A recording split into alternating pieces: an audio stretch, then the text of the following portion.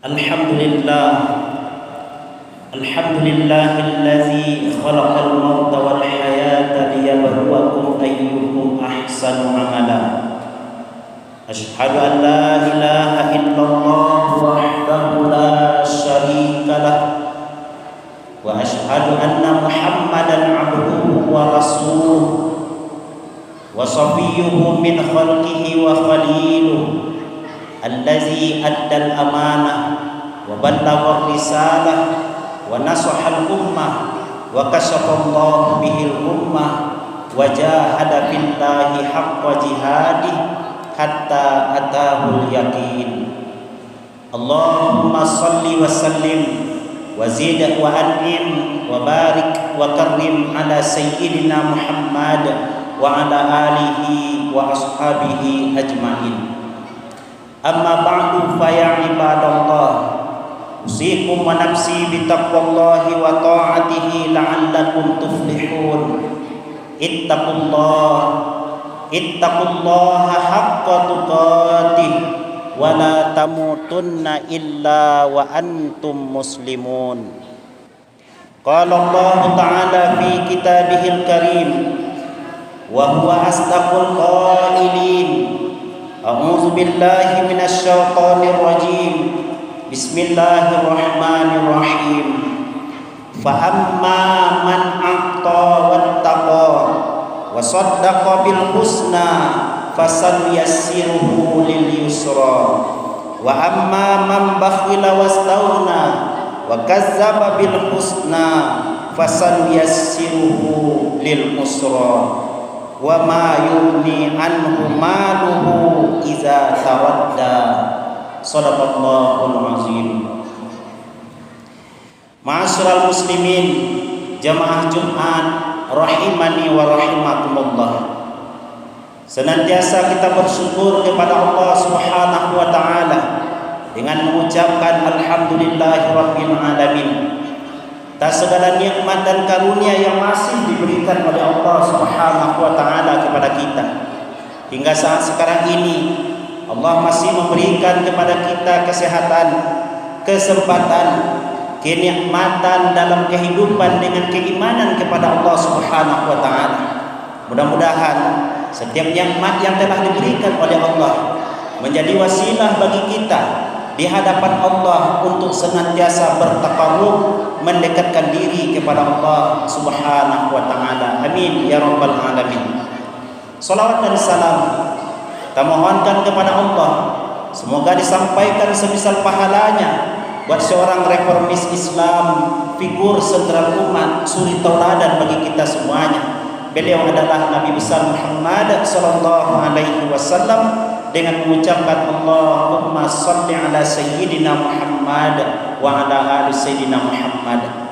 Khatib juga tidak lupa untuk senantiasa mengajak diri khatib khususnya dan kaum muslimin umumnya. Mari sama-sama kita tingkatkan keimanan dan ketakwaan kepada Allah Subhanahu wa taala dengan cara mengerjakan yang diperintahkan oleh Allah dan meninggalkan seluruh yang dilarang oleh Allah Subhanahu wa taala. Ma'asyiral muslimin, perjalanan kehidupan manusia di dunia ini adalah perjalanan yang pendek. Dalam perjalanan yang pendek tersebut, kita ditugaskan oleh Allah Subhanahu wa taala dengan tugas beribadah kepada Allah Subhanahu wa taala. Untuk apa kita ditugaskan beribadah kepada Allah Subhanahu wa taala?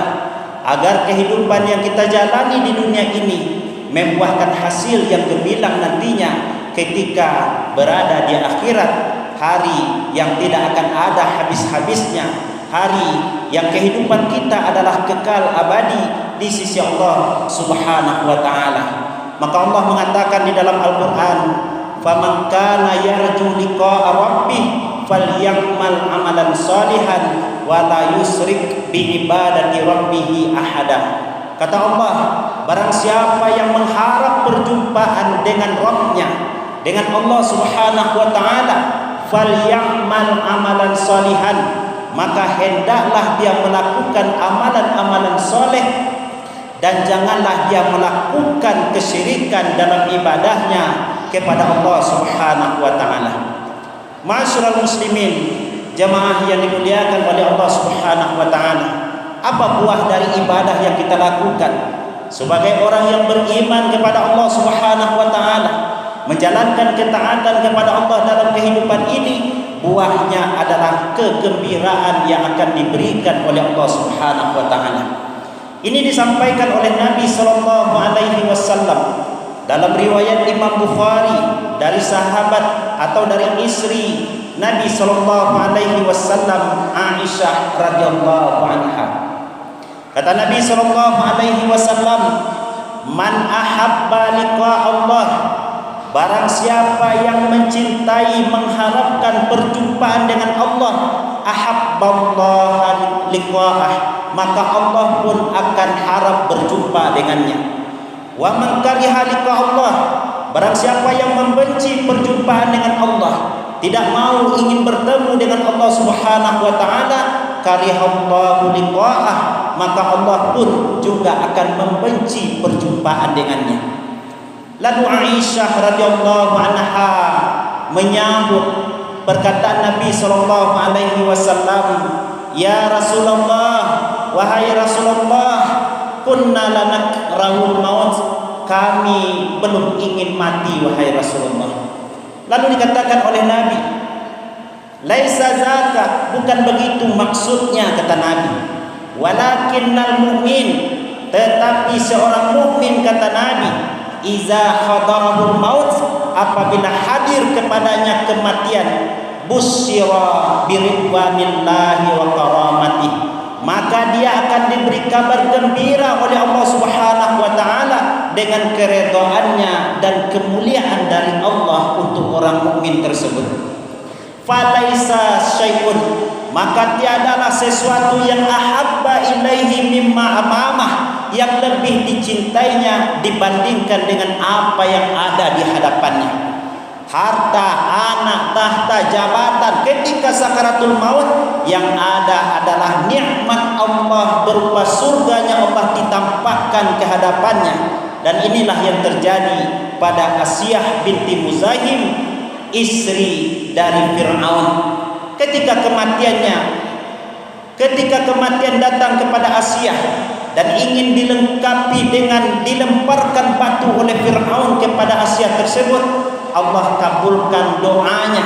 Allah tampakkan surga ketika sakaratul mautnya.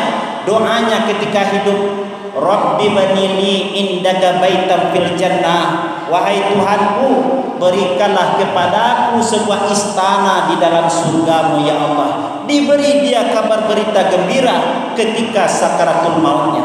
Ma'asyiral muslimin, tidak ada yang lebih indah, yang lebih bagus, yang lebih menawan, melainkan ketika seseorang sakaratul maut, malaikat-malaikat Allah hadir kepada orang tersebut menyampaikan, "Allah takhafu wa la tahzanu," jangan kamu takut, jangan kamu sedih, "wa abasyiru bil jannatil lati kuntum tu'adun," dan kamu akan diberi kabar gembira dengan surganya Allah, dengan apa yang telah dijanjikan oleh Allah kepadamu. Ma'asyiral muslimin, demikian pula sebaliknya, wa innal kafira, orang-orang kafir, idza hudira, apabila hadir kepadanya kematian, busyira bi'azabillah, maka dia diberi berita gembira, tapi bukan dengan keridhaan Allah, tapi dengan azabnya Allah Subhanahu wa taala, wa uqubatihi, dan siksaan-siksaan Allah Subhanahu wa taala. Falaisa syai'un akraha ilaihi mimma amamah, maka tiadalah siksaan tersebut, azab tersebut yang ditampakkan oleh Allah kepadanya yang lebih dibencinya daripada selain itu. Maka tidak ada kebencian yang lebih mendalam melainkan ketika orang kafir mengalami kematian, ditampakkan oleh Allah azab untuknya. Maka oleh karena itu, ma'asyiral muslimin, seorang muslim, seorang mukmin dalam menjalani kehidupan ini mesti selalu ingat kematian, bahwa hidup di dunia ini tak selamanya, bahwa hidup di dunia ini akan dipertanggungjawabkan nanti di hadapan Allah Subhanahu wa taala. Berapa umur yang diberikan oleh Allah dalam kehidupan di dunia ini? Berapa ibadah yang kita tunaikan karena Allah Subhanahu wa taala? Berapa kebaikan yang kita lakukan di jalan Allah Subhanahu wa taala. Ketika Allah meminta, apakah kita sudah beri? Ketika nikmat Allah kita pakai, sudahkah kita beribadah kepada Allah Subhanahu wa taala? Maka salah satu jalan agar kita senantiasa dekat dengan Allah adalah pergunakan nikmat yang diberikan oleh Allah untuk beribadah kepada Allah. Termasuk masyarakat muslimin adalah harta yang telah dititipkan oleh Allah kepada setiap kita. Fa amma man aqta, barang siapa yang memberikan hartanya di jalan Allah, wattaqa, dia bertakwa kepada Allah, wasaddaqa bil husna, dan dia yakin membenarkan bahwa dia nanti akan diberikan ganjaran berupa surganya Allah Subhanahu wa taala, fasanuyassiruhu lil yusra, maka kami akan memberikan kepada orang tersebut kemudahan, kebahagiaan. Jadi jalan untuk mendapatkan kesuksesan dunia dan akhirat adalah pergunakan harta kita di jalan Allah untuk Allah. Termasuk sebentar lagi kita akan memasuki hari raya haji, Idul Adha, Idul Kurban. Maka bagi kita yang sudah ada kemampuan untuk melakukan ibadah kurban, maka berkurbanlah. Karena tahun depan belum tentu akan diberikan umur oleh Allah Subhanahu wa taala. Ketika kita sudah berazam melakukan kebaikan di jalan Allah, kita serahkan semuanya kepada Allah Subhanahu wa taala. Namun sebaliknya, wa amma man bakhila wastaghna, adapun orang yang bakhil dalam kehidupan ini, merasa cukup dengan apa yang telah diberikan oleh Allah, dia merasa cukup dengan nikmat Allah, dia tidak bersyukur kepada Allah, maka apa yang akan diberikan oleh Allah Subhanahu wa taala, wa kazzaba bil husna, dia mendustakan tentang balasan yang akan diberikan oleh Allah, maka kami berikan kepada orang tersebut adalah kesukaran, kesulitan. Maka masyarakat muslimin, jangan sampai kehidupan dunia ini membawa petaka bagi kita, membawa kecelakaan. Karena ketika kita sakaratul maut, ketika kita meninggalkan kehidupan di dunia ini, harta yang banyak yang kita cari, mobil yang mewah yang kita dapatkan, rumah yang bagus yang kita bangun, tidak akan kita bawa ke alam barzakh atau ke alam kubur kita. Yang kita bawa adalah amal ibadah yang kita lakukan. Maka lakukanlah amal-amal jariah yang ketika kita sudah meninggal dunia, pahalanya tetap mengalir kepada kita walaupun kita sedang berada di alam barzakh. Zaman tabanu Adam, kata Nabi, apabila anak Adam telah meninggal dunia, in qata'a amalu, terputus semua amalannya, illa min salasin, kecuali 3 yang tidak terputus. Salah satu dari yang 3 itu adalah sedekah jariyah, sedekah yang kita berikan, wakaf yang kita berikan untuk pembangunan rumah Allah, untuk pembangunan MDA, untuk kemaslahatan umat. Itulah yang akan menyelamatkan kita. Menyelamatkan di mana? Di dunia kita akan diselamatkan.